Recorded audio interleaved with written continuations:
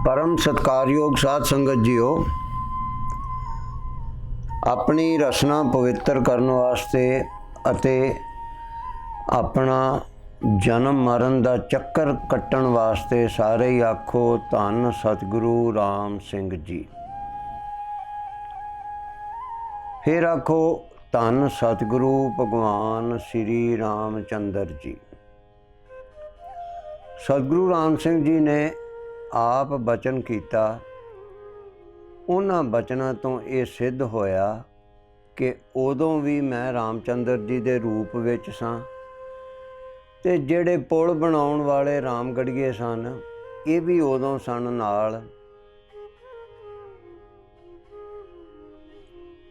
नाल ते नील आदि।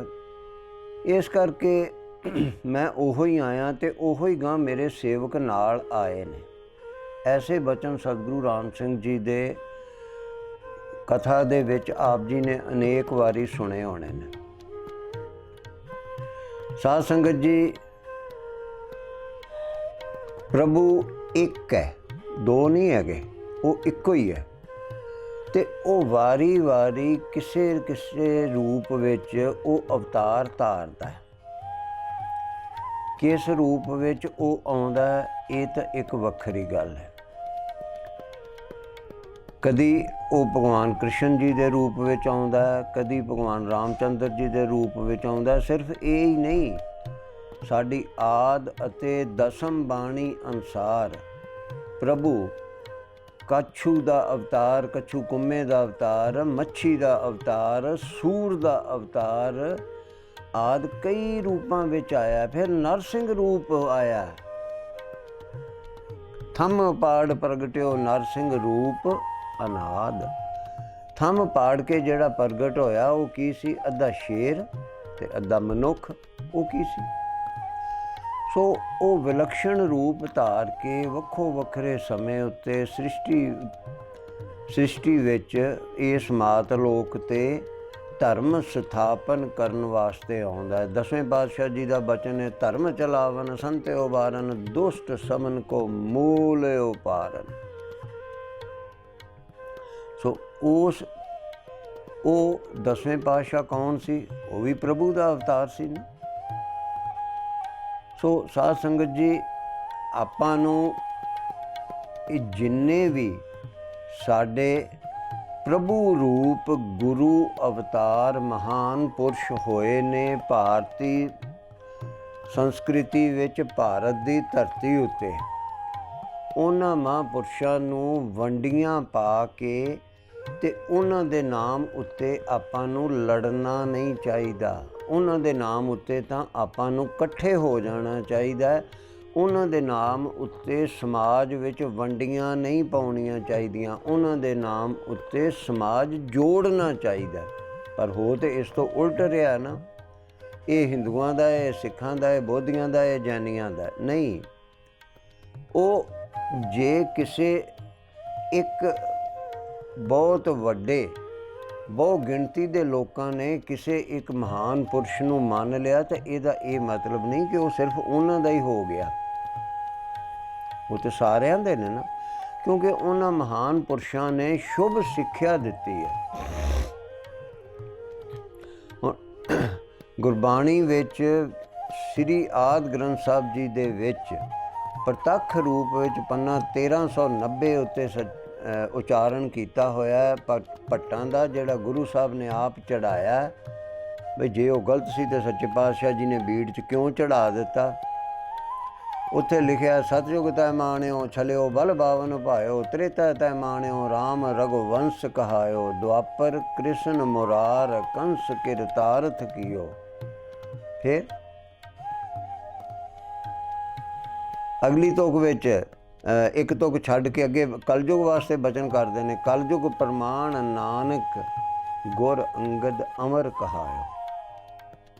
सो उस लड़ी दे विच जिहड़ा वो जोड़िया होया जदों इन्हां नूं एक इहदा अर्थ ये भी करते हैं कि सतगुरु नानक सच्चे पातशाह जी वास्ते भट्टां ने कहा कि हे सतगुरु नानक पातशाह, आप जी नूं ये चंगा लगा कि तुसी सतयुग विच भी अवतीर्ण होए, त्रेते च भी होए, द्वापर विच भी होए।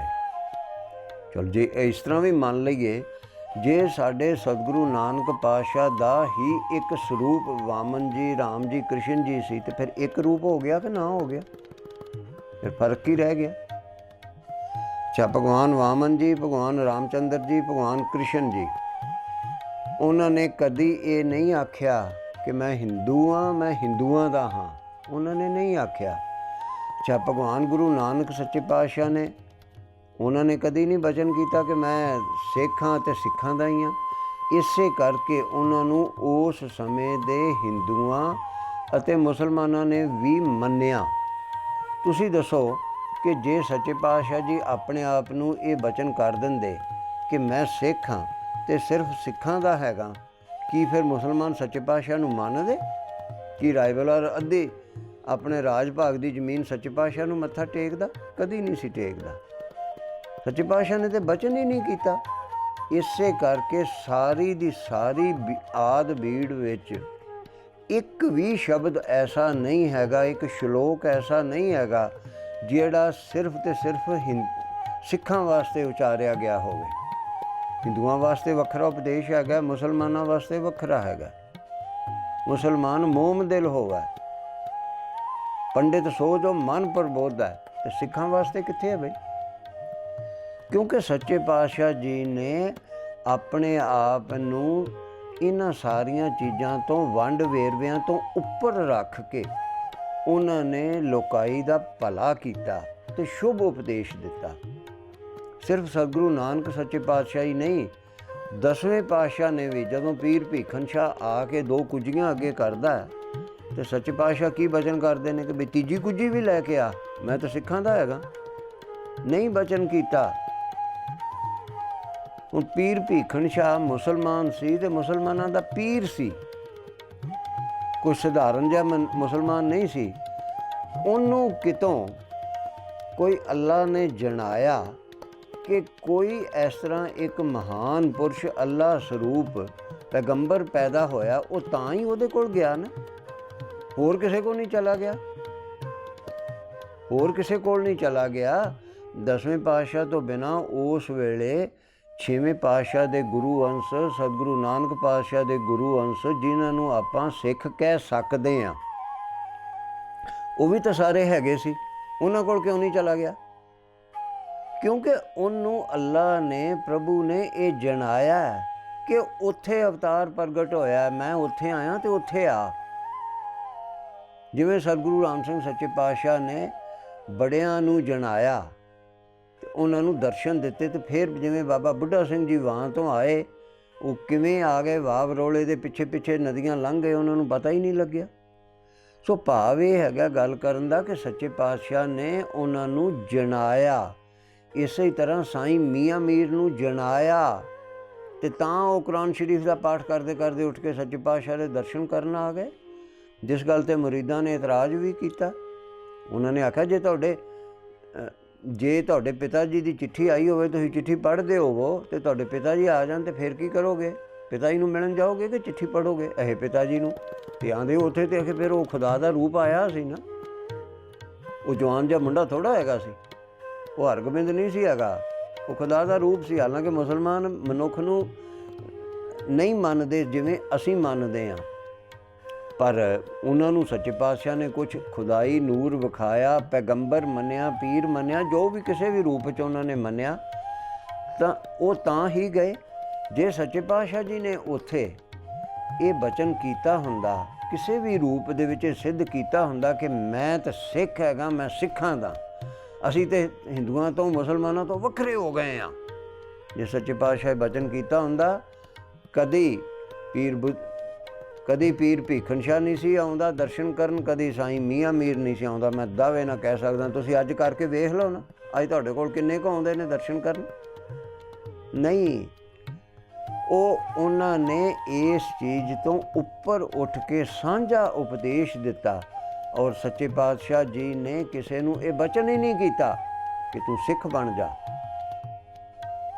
उन्होंने कृपा की, शक्तियां विखाइयां, ਅਤੇ ਸ਼ੁਭ ਉਪਦੇਸ਼ ਦੇ ਕੇ ਪ੍ਰਭੂ ਭਗਤੀ ਦਾ ਉਪਦੇਸ਼ ਦਿੱਤਾ, ਸ਼ੁਭ ਕਰਮਾਂ ਦਾ ਉਪਦੇਸ਼ ਦਿੱਤਾ। ਉਹ ਉਪਦੇਸ਼ ਦੇ ਕੇ ਲੋਕਾਂ ਨੂੰ ਆਪਣੇ ਚਰਨੀ ਲਾਇਆ। ਜਿਹੜੇ ਉਹਨਾਂ ਦੇ ਚਰਨੀ ਲੱਗੇ ਉਹ ਸਿੱਖ ਅਖਵਾਏ, ਗੁਰੂ ਨਾਨਕ ਨਾਮ ਲੇਵਾ ਅਖਵਾਏ ਅਤੇ ਨਾਨਕ ਪੰਥੀ ਅਖਵਾਏ। ਉਹਨਾਂ ਨਾਨਕ ਪੰਥੀਆਂ ਦੇ ਵਿੱਚੋਂ ਖਾਲਸਾ ਪੰਥ ਬਣਿਆ, ਜਿਹੜਾ 10ਵੇਂ ਪਾਤਸ਼ਾਹ ਨੇ ਬਣਾਇਆ। ਉਹ ਤੀਸਰਾ ਪੰਥ ਉਦਣ ਜਾ ਕੇ ਬਣਦਾ। ਉਹ ਜੇ ਉਸ ਤੋਂ ਪਹਿਲਾਂ ਸੀ ਤੇ ਫਿਰ ਉਦਣ ਸੱਚੇ ਪਾਤਸ਼ਾਹ ਨੂੰ ਬਣਾਉਣ ਦੀ ਕੀ ਲੋੜ ਸੀਗੀ। ਉਹ ਅੰਮ੍ਰਿਤਧਾਰੀ ਖਾਲਸਾ ਪੰਥ ਸਤਿਗੁਰੂ ਗੋਬਿੰਦ ਸਿੰਘ ਸੱਚੇ ਪਾਤਸ਼ਾਹ ਨੇ ਵਿਸਾਖੀ ਵਾਲੇ ਦਿਨ ਖਾਲਸਾ ਸਾਜਨਾ ਕੀਤੀ। ਉਦੋਂ ਤੱਕ ਤਾਂ ਸੱਚੇ ਪਾਤਸ਼ਾਹ ਜੀ ਦੇ ਨਾਲ ਫੌਜ ਦੇ ਵਿੱਚ ਮੁਸਲਮਾਨ ਵੀ ਨਾਲ ਹੋ ਕੇ ਲੜਦੇ ਸੀ, ਸ਼ਰਧਾ ਨਾਲ, ਪੈਸੇ ਵਾਸਤੇ ਨਹੀਂ। ਪੈਸੇ ਵਾਲੇ ਪਠਾਨ ਵੀ ਹੈਗੇ ਸੀ, ਉਦਾਸੀ ਵੀ ਵਿੱਚ ਹੀ ਸੀ, ਨਿਰਮਲੇ ਵੀ ਵਿੱਚ ਹੀ ਸੀ, ਸਾਰੇ ਵਿੱਚ ਨਾਲ ਹੋ ਕੇ ਲੜਦੇ ਸੀ, ਮਰਦੇ ਸੀ ਨਾ। ਹੁਣ ਇੱਥੇ ਇੱਕ ਹੋਰ ਵਿਸ਼ੇਸ਼ ਗੱਲ ਹੈ, ਆਪਾਂ ਨਾਮ ਧਾਰੀਏ ਅੰਮ੍ਰਿਤਧਾਰੀ ਖਾਲਸੇ ਹਾਂ। ਅੰਮ੍ਰਿਤ ਛਕਣਾ ਚਾਹੀਦਾ ਹੈ, ਕੇਸ ਦਾੜੀ ਰੱਖਣੇ ਚਾਹੀਦੇ ਨੇ, ਇੱਥੋਂ ਤੱਕ ਗੱਲ ਠੀਕ ਹੈ। ਪਰ ਜੇ ਅਸੀਂ ਆਖੀਏ ਕਿ ਸਿਰਫ ਅੰਮ੍ਰਿਤਧਾਰੀ ਖਾਲਸੇ ਹੀ ਸਿੱਖ ਨੇ ਤੇ ਉਹ ਗੱਲ ਯੋਗ ਨਹੀਂ। ਅੰਮ੍ਰਿਤਧਾਰੀ ਖਾਲਸੇ ਜਿਹੜੇ ਨੇ ਉਹ ਅੰਮ੍ਰਿਤਧਾਰੀ ਸਿੰਘ ਹੈਗੇ ਨੇ, ਇਹ ਤਾਂ ਠੀਕ ਹੈ, ਪਰ ਸਿੱਖ ਤਾਂ ਕੋਈ ਵੀ ਹੈਗੇ ਨੇ। 10ਵੇਂ ਪਾਤਸ਼ਾਹ ਜਿਨ੍ਹਾਂ ਨੇ ਅੰਮ੍ਰਿਤ ਬਣਾਇਆ, ਛਕਾਇਆ, ਖਾਲਸਾ ਪੰਥ ਸਾਜਿਆ, ਉਹਨਾਂ ਸੱਚੇ ਪਾਤਸ਼ਾਹ ਨੇ ਉਸ ਵਕਤ ਆਪਣੇ ਕੋਲ ਵਾਲਿਆਂ ਨੂੰ ਵੀ ਮਜਬੂਰ ਨਹੀਂ ਕੀਤਾ ਕਿ ਤੂੰ ਜ਼ਰੂਰ ਅੰਮ੍ਰਿਤ ਛਕ, ਨਹੀਂ ਤਾਂ ਤੈਨੂੰ ਕੱਢਤਾ ਜਾਏਗਾ, ਕੰਨ ਪੁੱਟੇ ਜਾਣਗੇ। ਜਿਹੜਾ ਗੰਗੂ ਬ੍ਰਾਹਮਣ, ਜਿਹੜਾ ਰਸੋਈਆ ਸੀ, ਭਾਵੇਂ ਬਾਅਦ 'ਚ ਉਹਦੀ ਬਿਰਤੀ ਬਦਲ ਗਈ, ਪਹਿਲਾਂ ਤਾਂ ਉਹ ਸਿੱਖ ਹੀ ਸੀ, ਤਾਂ ਹੀ ਗੁਰੂ ਘਰ ਰਸੋਈਆ ਸੀ, ਨਹੀਂ ਤਾਂ ਗੁਰੂ ਜੀ ਉਹਦੇ ਹੱਥੋਂ ਕਿਵੇਂ ਛਕਦੇ ਸੀ। ਭਾਈ ਕਨ੍ਹਈਆ ਜੀ, ਭਾਈ ਨੰਦ ਲਾਲ ਜੀ, ਐਸੇ ਮਹਾਨ ਪ੍ਰੇਮੀ ਸਿੱਖ ਜਿਹੜੇ ਸਾਰੀ ਸਾਰੀ ਰਾਤ ਸੱਚੇ ਪਾਤਸ਼ਾਹ ਦੇ ਬੂਹੇ ਅੱਗੇ ਬੈਠ ਕੇ ਰੋਂਦੇ ਰਹਿੰਦੇ ਸੀ, ਤੇ ਜਦੋਂ ਸਵੇਰੇ ਸੱਚੇ ਪਾਤਸ਼ਾਹ ਦਰਸ਼ਨ ਹੁੰਦੇ ਸੀ, ਆਉਂਦੇ ਸੀ, ਆਹਾ ਸੂਰਜ ਚੜ੍ਹ ਗਿਆ। ਐਸੇ ਮਹਾਨ ਪ੍ਰੇਮੀ ਭਾਈ ਕਨ੍ਹਈਆ ਜੀ ਵਰਗੇ ਜਿਹੜੇ ਬ੍ਰਹਮ ਗਿਆਨੀ ਹੋਏ ਨੇ, ਉਹਨਾਂ ਨੂੰ ਸੱਚੇ ਪਾਤਸ਼ਾਹ ਨੇ ਉਹ ਬਚਨ ਕੀਤਾ ਕਿ ਤੂੰ ਜ਼ਰੂਰ ਅੰਮ੍ਰਿਤ ਛਕ। ਟੋਡਰ ਮੱਲ ਜਿਹਨੇ ਮੋਹਰਾਂ ਵਿਛਾਈਆਂ ਸਾਹਿਬਜ਼ਾਦਿਆਂ ਦੇ ਸਰੀਰ ਸੰਸਕਾਰ ਕਰਨ ਵਾਸਤੇ, ਉਹਨੇ ਵੀ ਅੰਮ੍ਰਿਤ ਨਹੀਂ ਸੀ ਛਕਿਆ। ਸੱਚੇ ਪਾਤਸ਼ਾਹ ਗੁੱਸੇ ਨਹੀਂ ਉਹਨੂੰ ਹੋਏ। ਸਰਹੰਦ ਤੋਂ ਅਨੰਦਪੁਰ ਦਾ ਕਿੰਨਾ ਕੁ ਫਰਕ ਹੈ, ਅਨੰਦਪੁਰ ਸਾਹਿਬ ਤਾਂ ਨਾਲ ਹੀ ਹੈ। ਸੋ ਇਸ ਕਰਕੇ ਆਪਾਂ ਇਸ ਵੇਰਵੇ ਦੇ ਵਿੱਚ ਨਾ ਜਾ ਕੇ ਕਿ ਸੱਚੇ ਪਾਤਸ਼ਾਹ ਨੇ ਸਤਿਗੁਰੂ ਨਾਨਕ ਦੇਵ ਸਿੱਖਾਂ ਦੇ ਸਨ, ਭਗਵਾਨ ਰਾਮਚੰਦਰ ਜੀ ਹਿੰਦੂਆਂ ਦੇ ਸਨ, ਇਹ ਵੰਡ ਕਰਕੇ ਆਪਸ ਵਿੱਚ ਲੜੀਏ ਨਾ, ਸਮਾਜ ਨੂੰ ਪਾੜੀਏ ਨਾ, ਅਤੇ ਆਪਾਂ ਇਹਨਾਂ ਭਾਰਤ ਵਿੱਚ ਪ੍ਰਗਟ ਹੋਏ ਗੁਰੂ ਪ੍ਰਭੂ ਰੂਪ ਗੁਰੂ ਅਵਤਾਰਾਂ ਨੂੰ ਮਹਾਨ ਪੁਰਸ਼ ਪ੍ਰਭੂ ਰੂਪ ਮੰਨਦੇ ਹੋਏ, ਉਹਨਾਂ ਦੀਆਂ ਸਿੱਖਿਆਵਾਂ ਧਾਰਨ ਕਰਦੇ ਹੋਏ ਆਪਾਂ ਆਪ ਵੀ ਇਕੱਠੇ ਹੋ ਜਾਈਏ, ਆਪਸੀ ਲੜਾਈ ਮੁਕਾਈਏ ਅਤੇ ਸਮਾਜ ਨੂੰ ਵੀ ਇਕੱਠਾ ਕਰਨ ਦਾ ਯਤਨ ਕਰੀਏ, ਤਾਂ ਕਿ ਸਾਡਾ ਭਾਰਤ ਦੇਸ਼ ਉન્નਤੀ ਕਰ ਸਕੇ। ਸਾਡਾ ਭਾਰਤ ਦੇਸ਼ ਕਦੀ ਵਿਸ਼ਵ ਗੁਰੂ ਸੀ, ਅੱਜ ਫਿਰ ਉਹਨੂੰ ਵਿਸ਼ਵ ਗੁਰੂ ਬਣਨਾ ਚਾਹੀਦਾ। ਜਿੰਨੇ ਗੁਰੂ ਸਾਹਿਬਾਨ ਸਾਡੀ ਧਰਤੀ 'ਤੇ ਪ੍ਰਗਟ ਹੋਏ ਨੇ, ਹੋਰ ਕਿਤੇ ਨਹੀਂ ਹੋਏ। ਇਸ ਕਰਕੇ ਸਾਰੇ ਹੀ ਆਖੋ ਧੰਨ ਸਤਿਗੁਰੂ ਨਾਨਕ ਦੇਵ ਸੱਚੇ ਪਾਤਸ਼ਾਹ। ਸਤਿ ਸ੍ਰੀ ਅਕਾਲ।